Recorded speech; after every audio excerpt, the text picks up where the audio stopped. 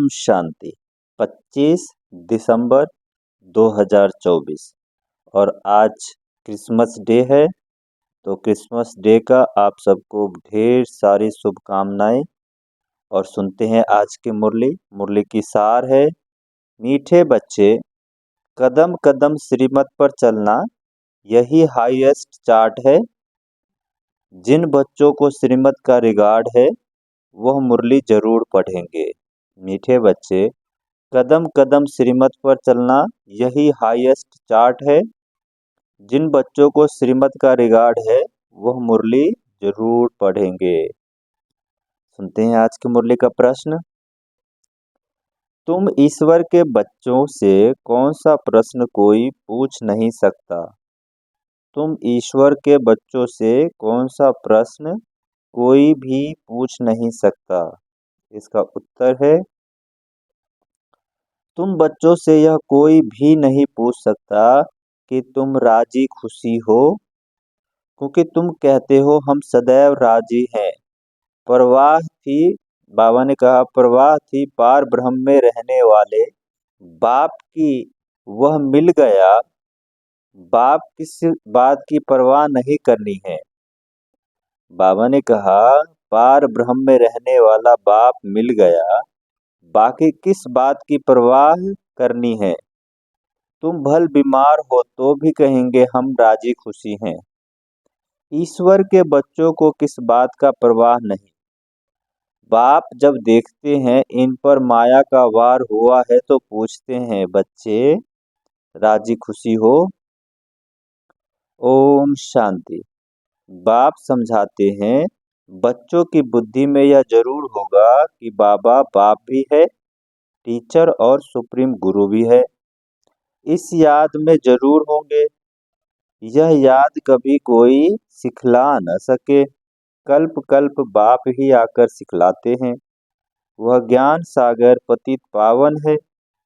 यह अभी समझाया जाता है, जबकि ज्ञान का तीसरा नेत्र दिव्य बुद्धि मिली है। बच्चे भल समझते होंगे।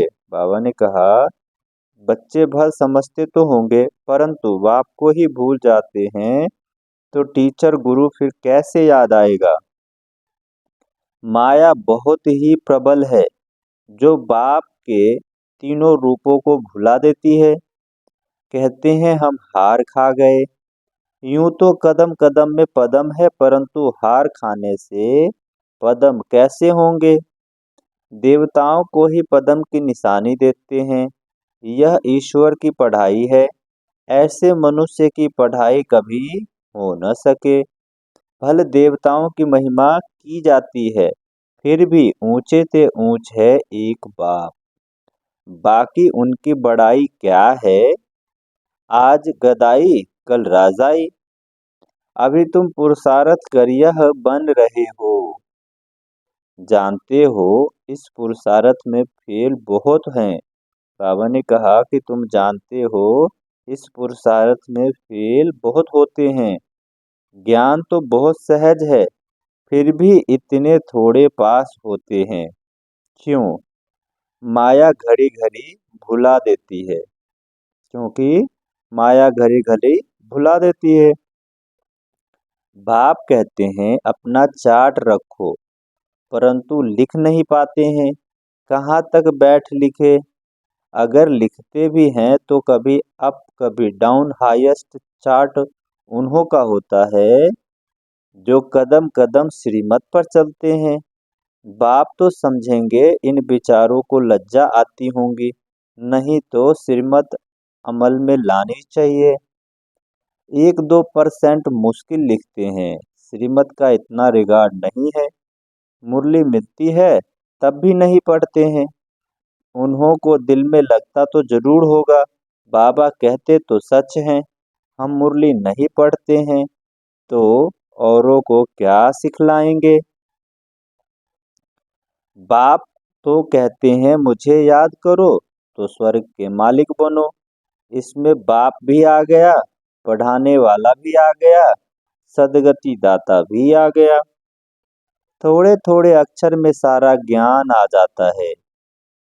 जहाँ तुम आते ही हो इसको रिवाइज करने, भल बाप भी यही समझाते हैं, क्योंकि तुम भी बाबा ने कहा, क्योंकि तुम खुद भी कहते हो हम भूल जाते हैं, इसलिए यहाँ आते हैं रिवाइज कराने। भल कोई करते भी है तो कोई भी रिवाइज नहीं होता है। बाबा ने कहा कि भल कोई करते भी है रिवाइज तो भी रिवाइज नहीं होता। तकदीर में नहीं है तो तदबीर भी क्या करे। बाबा ने कहा तकदीर में नहीं है तो पुरुषार्थ भी क्या करे। तदबीर कराने वाला तो एक ही बाप है। बाबा ने कहा कि पुरुषार्थ कराने वाला तो एक ही बाप है, इसमें कोई भी पास खातरी भी नहीं। बाबा ने कहा इसमें कोई कोई की पास खातरी भी नहीं हो सकती। उस पढ़ाई में तो एक्स्ट्रा पढ़ाने के लिए टीचर को बुलाते हैं, यह तो तकदीर बनाने के लिए सबको एक रस पढ़ाते हैं। एक एक को अलग अलग कहाँ तक पढ़ाएंगे, कितने ढेर बच्चे हैं। उस पढ़ाई में कोई बड़े आदमी के होते हैं, कोई बड़े आदमी के बच्चे होते हैं, ऑफर करते हैं तो उनको एक्स्ट्रा भी पढ़ाते हैं। टीचर जानते हैं यह डल है, इसलिए पढ़ाकर इनको स्कॉलरशिप के लायक बनाते हैं। यह टीचर ऐसा नहीं करते हैं, यह तो सभी को एक जैसा पढ़ाते हैं। एक्स्ट्रा पुरुषार्थ माना टीचर कुछ कृपा करते हैं। भल ऐसे तो पैसे भी लेते हैं, खास टाइम दे पढ़ाते हैं, जिससे वह जास्ती पढ़कर होशियार होते हैं। यह बाप तो सबको एक ही महामंत्र देते हैं, मन मना भव। बस बाप ही एक पतित पावन है, उनकी ही याद से हम पावन बनेंगे। वह तुम बच्चों के हाथ में है, जितना याद करेंगे उतना पावन बनेंगे। सारा मदार हर एक के पुरुषार्थ पर है। वह तो तीर्थों पर यात्राएं करने जाते हैं, एक दो को देखकर भी जाते हैं। तुम बच्चों ने भी बहुत यात्राएं की है, फिर क्या हुआ, नीचे ही गिरते आए हो। यात्रा किस लिए है, इससे क्या मिलेगा, कुछ भी पता नहीं था। अभी तुम्हारी है याद की यात्रा, अक्षर ही एक है मन मना भव। यह यात्रा तुम्हारी अनादि है। वह भी कहते हैं हम यह यात्रा अनादि काल से करते आए हैं। अभी तुम ज्ञान सहित कहते हो कि हम कल्प कल्प यह यात्रा करते हैं। यह यात्रा खुद बाप आकर सिखलाते हैं। उन यात्राओं में कितने धक्के खाते हैं, कितना शोर होता है। यह यात्रा है डेड साइलेंस की। एक बाप को यही याद करना है, इससे ही पावन बनना है। तुम्हें बाप ने यह सच्ची सच्ची रूहानी यात्रा सिखलाई है। वह यात्राएं तो तुम जन्म जन्मांतर करते ही आए हो। फिर भी गाते हैं चारों तरफ लगाए फेरे, हर पर उनसे दूर रहे। भगवान से तो दूर ही रहे, यात्रा से आकर फिर विकारों में गिरते हैं तो क्या फायदा। अभी तुम बच्चे जानते हो यह है पुरुषोत्तम संगम युग। जबकि बाप आए हैं एक दिन सभी जान जाएंगे कि बाप आया हुआ है। भगवान आखिरीन मिलेगा कैसे, यह तो कोई भी नहीं जानते। कोई तो समझते हैं कुत्ते बिल्ली में मिलेगा, क्या इन सब में भगवान मिलेगा। बाबा पूछते हैं कि क्या इन सब में भगवान मिलेगा। कितना झूठ है, झूठ ही खाना, झूठ ही पीना, झूठ ही रात बिताना, इसलिए यह है ही झूठ खंड। सचखंड स्वर्ग को कहा जाता है, भारत ही स्वर्ग था। स्वर्ग में सब भारतवासी थे, आज वही भारतवासी नर्क में है। यह तो तुम मीठे मीठे बच्चे जानते हो। हम बाप से श्रीमत लेकर भारत को फिर से स्वर्ग बना रहे हैं। उस समय भारत में और कोई होता ही नहीं, सारा विश्व पवित्र बन जाता है। अभी तो कितने ढेर के ढेर धर्म है। बाप सारे झाड़ की नॉलेज सुनाते हैं, तुम्हें फिर से स्मृति दिलाते हैं। तुम सो देवता थे, फिर वैश्य शूद्र बने, अभी तुम ब्राह्मण बने हो। यह अक्षर कभी कोई सन्यासी उदासी विद्वान द्वारा सुने हैं? बाबा ने पूछा कि ये सब बातें किसी भी सन्यासी उदासी विद्वान के द्वारा आपने सुना है? यह हम सो का अर्थ बाप कितना सहज करके सुनाते हैं। हम सो माना मैं आत्मा, हम आत्मा ऐसे ऐसे चक्कर लगाते हैं। वह तो कह देते हैं हम आत्मा सो परमात्मा, परमात्मा सो हम आत्मा। एक भी नहीं जिसको हम सो का अर्थ पता हो। बाप कहते हैं यह जो हम सो का मंत्र है सदा बुद्धि में याद रहना चाहिए, नहीं तो चक्रवर्ती राजा कैसे बनेंगे? वह तो 84 का अर्थ भी नहीं समझते। भारत का ही उत्थान और पतन गाया हुआ है। सतो प्रधान, सतो रजो तमो, सूर्यवंशी चंद्रवंशी। अभी तुम बच्चों को सब मालूम पड़ गया है।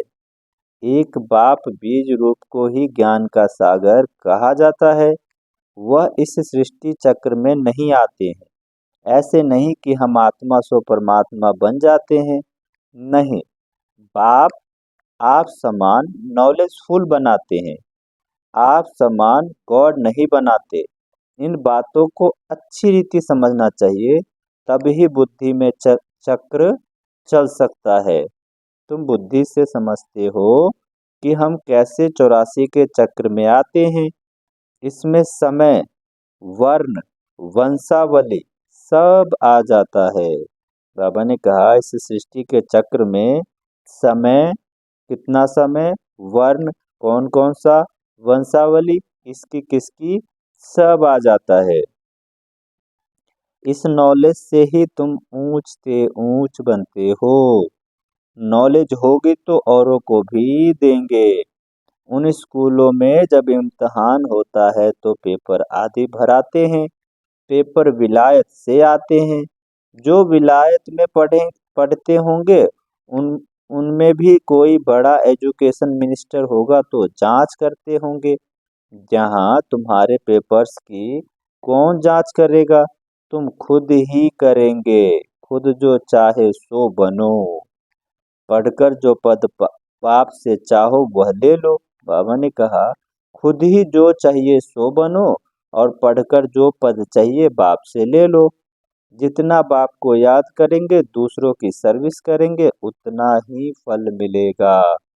उन्हें सर्विस करने की फिक्र रहेगी कि राजधानी स्थापन हो रही है। अच्छा, मीठे मीठे सिक्के लदे बच्चों प्रति माता पिता बाप दादा को याद प्यार और गुड मॉर्निंग। रूहानी बाप की रूहानी बच्चों को नमस्ते। हम रूहानी बच्चों की रूहानी माता पिता बाप दादा को याद प्यार गुड मॉर्निंग और नमस्ते।